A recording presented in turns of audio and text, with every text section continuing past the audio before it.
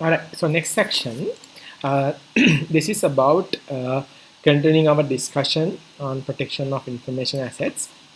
And this particular section, we talk about not about exposures. Now, these are very important to understand because when it comes to cybersecurity or information security, most of the problems starts because of exposures, right? So if you try to get the base idea here, right? So I hope that you can remember the things that we discussed. All right.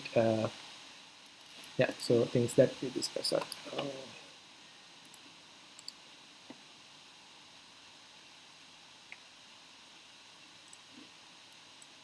Okay. I'm not sure that I can write with that. Yeah. So basically, if we think about what we discussed earlier, when you find an asset, right? When you find an asset, if the asset is having several risk items, right? Several risk items, so there is possibility of always getting threats, right? The external threats exposing your assets, and especially if there's any vulnerabilities, right? So we discussed about this concept. So these exposures creates a huge risk for the assets and thereafter for the organization. So we are supposed to understand about these threat elements. So these are all these threat elements. So one by one we can discuss these. These are quite important for to understand the information security in general, right? So first one is called data leakage. So data leakage is so common these days, commonplace. There are a lot of situations, lot of situations where data leakage is present, and if you can remember, we discussed about I have been pwned website, right? So, or have I been pwned? Right? So there are a few websites. Search for have I been pwned. Uh, okay. So if I go here, if I type in, if we say nimal@gmail.com, I'll check whether the email, I believe this email is there, but okay, obviously it was not hacked. It is a good example. And we check this one. Yeah, so nimal@gmail.com. I don't know who this nimal is, but there's an email like this, Gmail like this, and this particular email is being hacked 11 times, and it was hacked in this case where it was used in LinkedIn, and this dump or this data is leaked out to the outside world. It's available in the outside world. So whoever uses the username Nimal or the email Nimal should be careful. If not, change the password. That password is still out, and that person is using the same password. Again, this problem resides, right? So you have to understand, because this data is leaked out, so this can result in a much bigger problem. And see, so it was used in Dub Smash, and that was also leaked and hacked and leaked out earlier. And iMesh, so there are several cases like that. And if you use the email like trump@gmail.com, yeah, it's been okay. So it's been 34 times. No? It was there 34 times. Yeah. So if you check here, so it's been used in Trump. I don't know, is it Donald Trump? So it's been used in several sites, so many sites. Yeah, so Penguin Club Penguin is the one. And house.com. So house was hacked in 2018. Game Salad, LinkedIn, Lifeboat, Modern Business Solution, MySpace. It probably was, yeah, long time back, 2008. And so many other sites. Yeah, this is somebody from US. So see, this is the situation. So once these sort of things happens, you have to be careful. So now that's not a really funny story, but there was if I get my whiteboard. So there was this situation. Just check whether it's recording. Yeah, everything is recording fine. So there was the situation. The same logic is being used. There was a guy I don't know who is it, who is, and had now there's a person saying this particular person, Nimal or someone, right? So that person is basically now sitting without knowing that his email was hacked time backs, right? Now he's still using his email, nimalr@gmail.com, whoever he is, right? Now suddenly, now somebody, the hacker, the bad person, right? The bad person understood that, right? So bad person understood that this email is out there, right? So this email is out there with the dump. So he got access to the dump. So he's having Nimal R Gmail and also the password, the old password. Now that of course we'll assume he tried to log into his email now using username and password, but he has changed the password. So somehow, for some reason, he cannot log in. So the hacker, the criminal or the hacker cannot do anything done. So what he does thereafter, he sends a drafted email somehow, which is having some pornography materials. So, so this happened to some of our people. Right? So then what happens when you get the pornography materials, right? Um, Suddenly what happens is this guy Nimal opens it and it goes to a porn site, and that's it. And then he so use the site and then he close it down. So then he knows that he went to that site, and then and he opened the link through a email that got from this criminal, right? And then what happens, this guy sends another email now saying, now see, I send a drafted email to you with the porn site and you've been clicked it, and now I have recorded, there's a malware in it, I have recorded you, and he's drafting the mail saying, now see, I have your password, and he's quoting this username and password which he acquired from a dump. And this guy now it's a bit uh, afraid, right, concerned, and he's saying, now I have your recording, I have recorded your movie, or you have recorded the camera of you watching this, so I have it and I'll be releasing to your loved ones. So it's like a blackmailing, right? So this had happened really in the last few weeks. All right. So this is the situation. So now and then, of course, this criminal is asking for around not dollars but 1,000 bitcoins, not 1,000 bitcoin, $1,000 worth of bitcoin. So that's a lot of money, right? So unfortunately, if somebody is too concerned and he just spend money because he want to make sure that no one is coming after him, and that's the end of the story. So but fortunately this guy doesn't have any way of understanding how to get this data. He's just bluffing, right? So bluffing, just a big bluff. So but this can happen because data is leaked out. So try to understand this data leakage can be quite a big issue, and if you keep continuing discussing about this, it is of course a big issue in even countries like even Sri Lanka is a big issue, but we haven't got any uh, news about this in the recent past. But in India, this is a very common concern. If you go to Bangalore, there are so much of business process outsourcing organizations, BPOs, right? BPO organizations. These BPO organizations basically takes data from outside the world and they process it in India. But now what happens is these companies are having data which is from outside of India and from US or Europe. And what happens, this data is having a big value, market value or the monetary value. So what criminals do is they go and try to leak out this data. So this leaking out of data is not only hacking something, but say as an example, if you have a laptop, if you stole the laptop, you get that data. If you get a pen drive, you stole a pen drive, that data is out there. So there are so many techniques to leak out the data, and this data get a huge value in underground marketplaces, and several other ways are there to earn money out of it. So data leakage is a big problem. So this can be a logical exposure.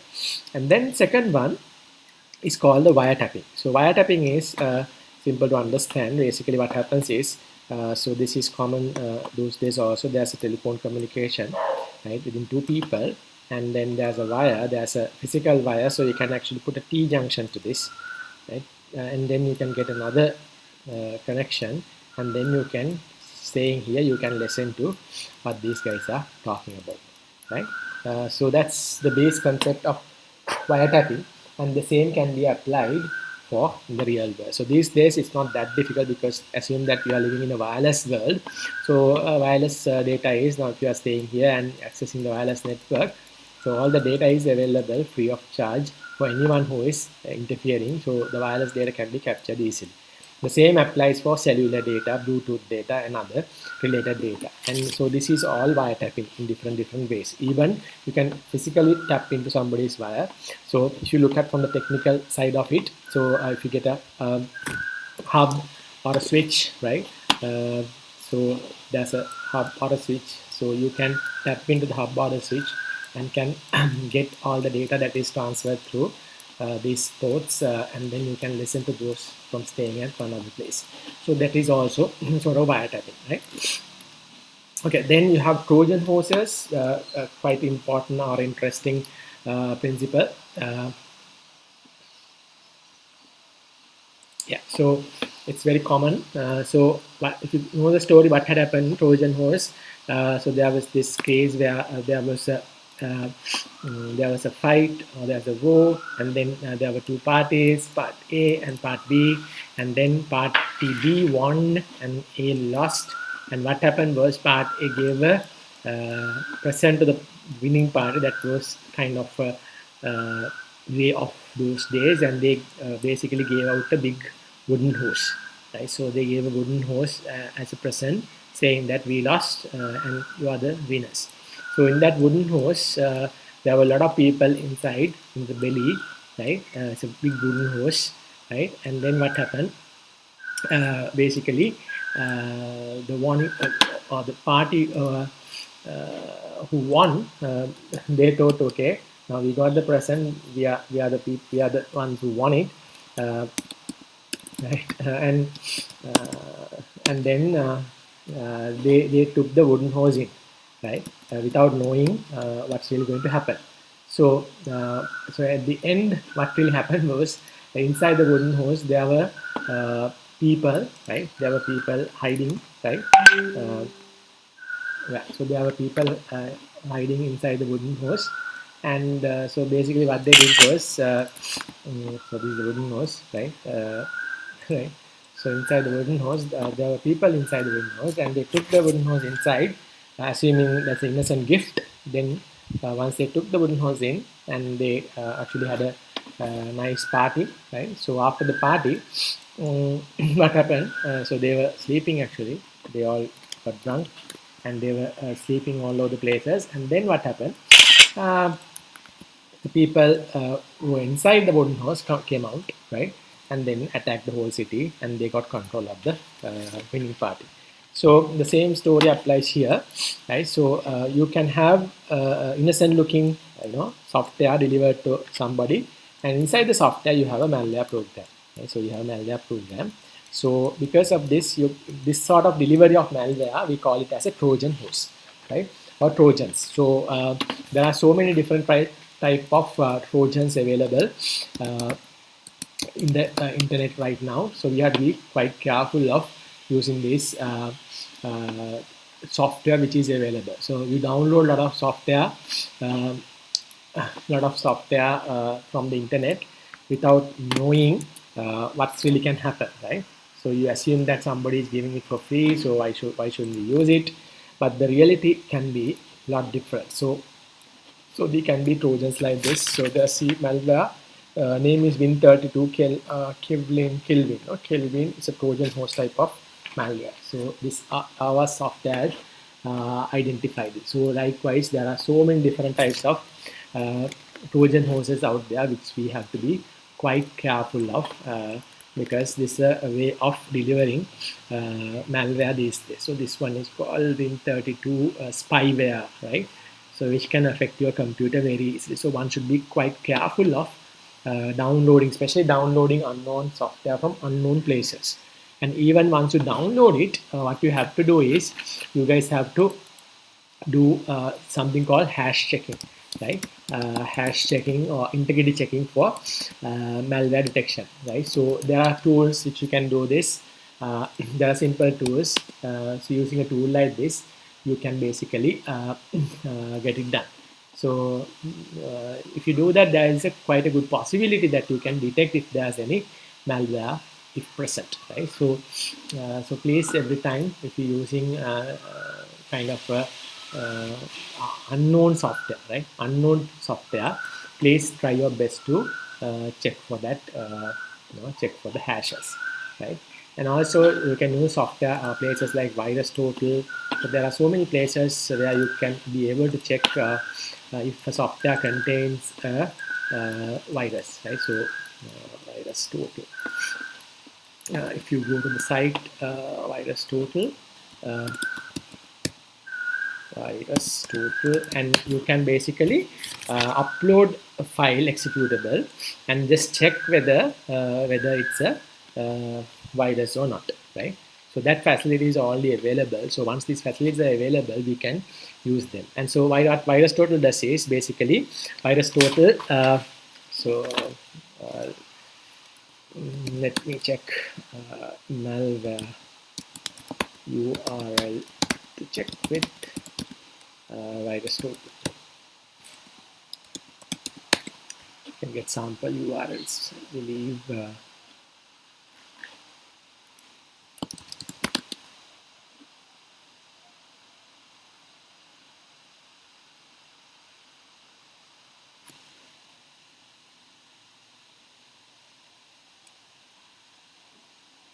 Okay, so I'll probably try to show you later, but basically if you can select a file, it will search. So I don't have any exes, but I can check for a png like this, and I can upload and just wait if there's any possibility of getting any viruses. So they will scan this, right?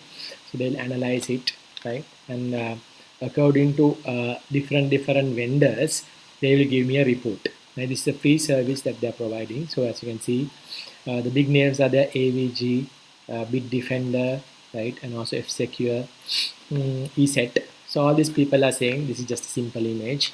There's no virus in it. So, and also they have these hashes. So these things are quite useful to understand. And also if you go to Aristotle, there are some signatures and also files which they provide you information where they have malware. So that's also quite interesting, right? Right. So, so this site is quite important. So you can search URLs, IP addresses, domain, file hashes. So if you have the file hash, you can give the hash and check whether is there a site or is there a file with any malware. Right? So this we're not going to go deep into this, but try to understand there are so much of interesting content in things like virus total, and there are other files as well. Uh,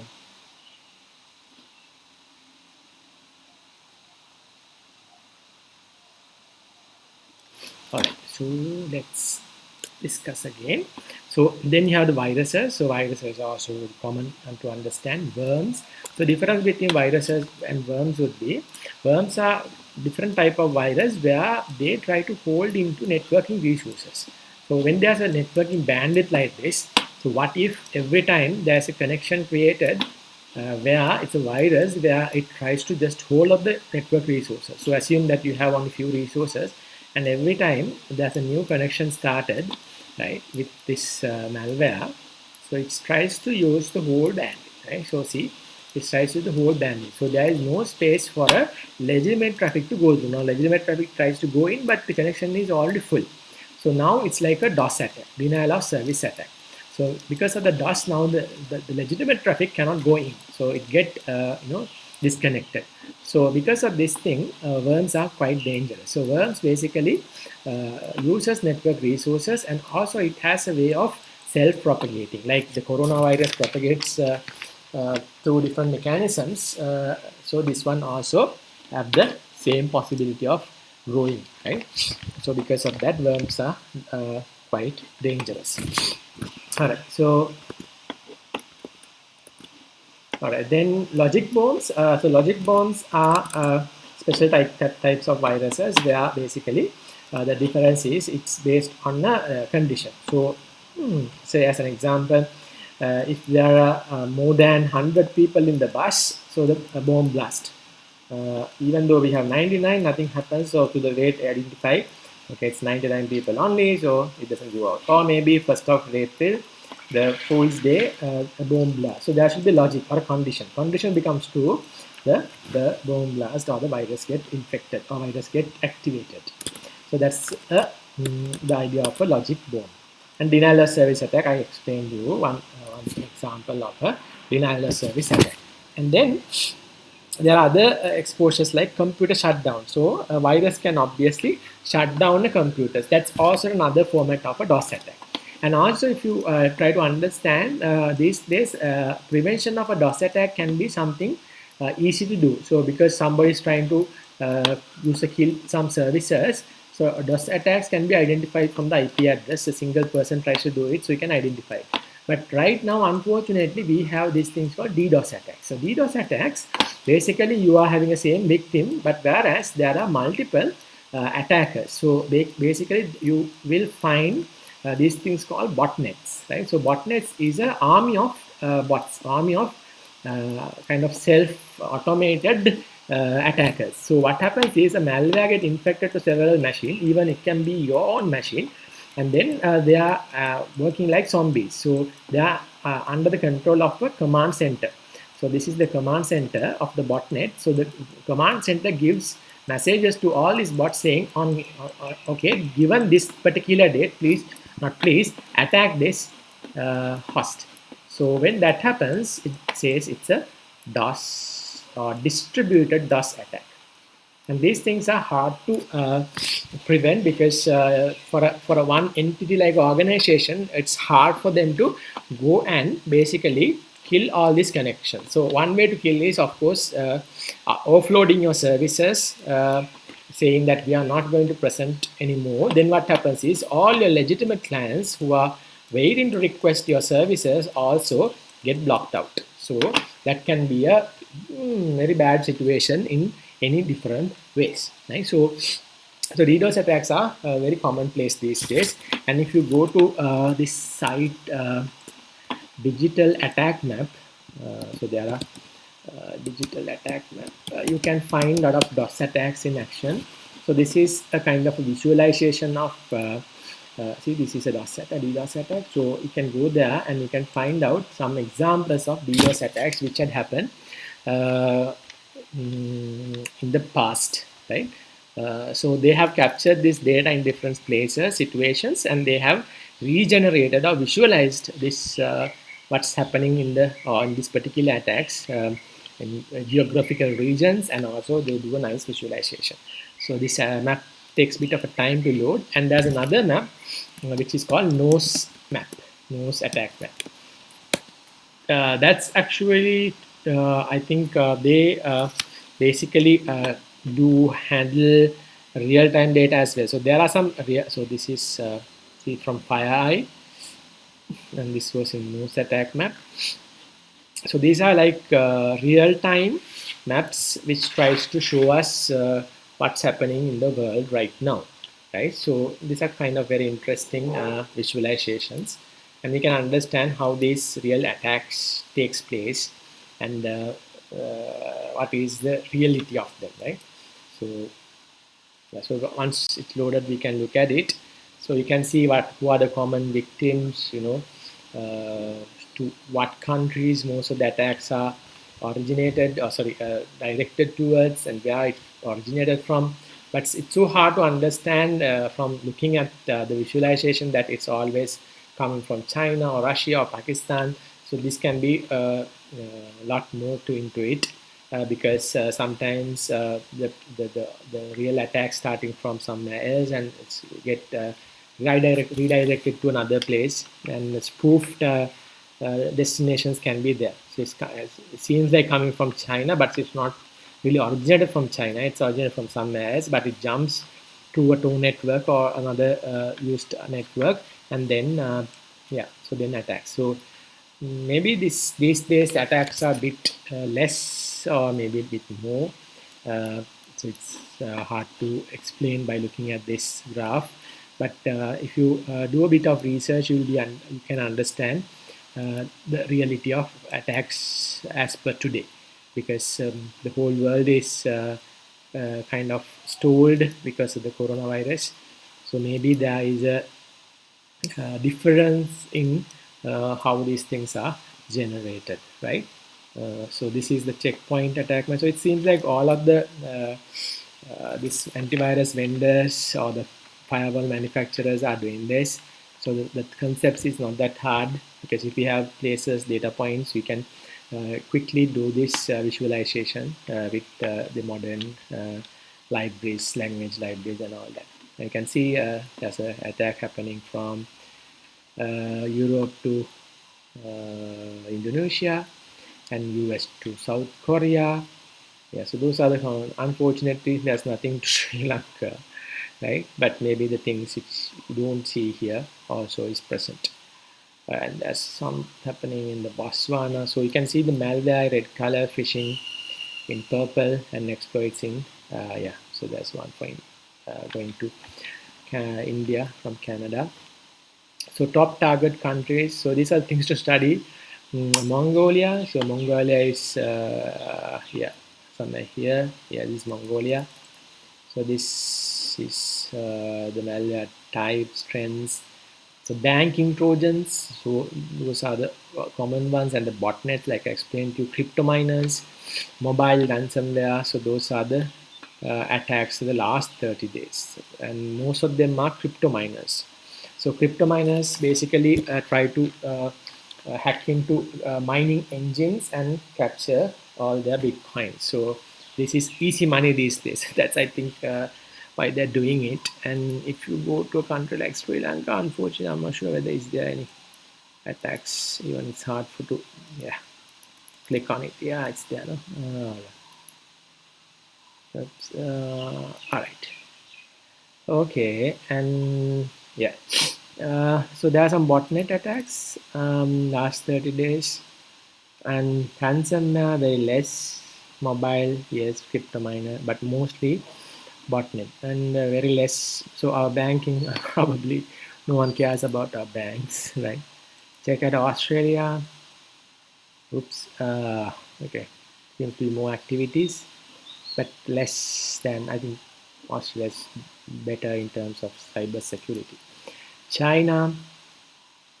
Okay, right. So that's how it goes. And attacks, you can see crypto miners, different types of attacks. There are a lot of Trojans, like we discussed about Trojans. Okay, so we can get the rate and data statistics. So yeah, so and as you can see, the botnets, backdoors, phishing, those are the common, and also the targeted industry utilities, ISP, finance. Utilities is like power, water, and things like that. Okay, so let me, okay, these are also having a lot of information. So please go to these sites and just check. You'll find plenty of information and interesting information. And so unfortunately, digital attack map is still not loaded. So I'll close that as well. All right. So let us go back to the, yeah, close this as well. Right now, let me go back to the slides. Where are my slides? All right. Okay, then you have other things, war driving. So war driving is another interesting type of attack. So war driving happens because of wireless network. So what happens is you go and get into a car and you drive, and you're driving, through the driving you are going to hack things or hack wireless networks. So that's war driving. And then you have piggybacking. So piggybacking is you are going into organization where you are going to carry someone, not carry in the sense, physical sense. So you are going inside organization, right? So once you go inside organization, there is another person. When you open the door, right? So when you open a door and there is another person coming behind with you. So that's basically piggybacking, right? So so that the second person doesn't have any authentication, but you use your authentication to open the door, and so other person also coming inside the organization with your credentials. And trapdoors, actually trapdoor would be not exposure, rather a way of stopping piggybacking. So what happens is you have another door here, and then only one person can come inside at a time, given time, to this box, and then others can monitor. If there are two people, there will be an alarm going on. So that's trapdoors. Asynchronous and rounding down salami technique, these are all similar things, different types of attack mechanisms. All right, so yeah, so it took a bit of a time on logical exposures, logical access exposures, but it's quite important. All right, so that is the second section, and we'll meet on the third one. Thank you, guys.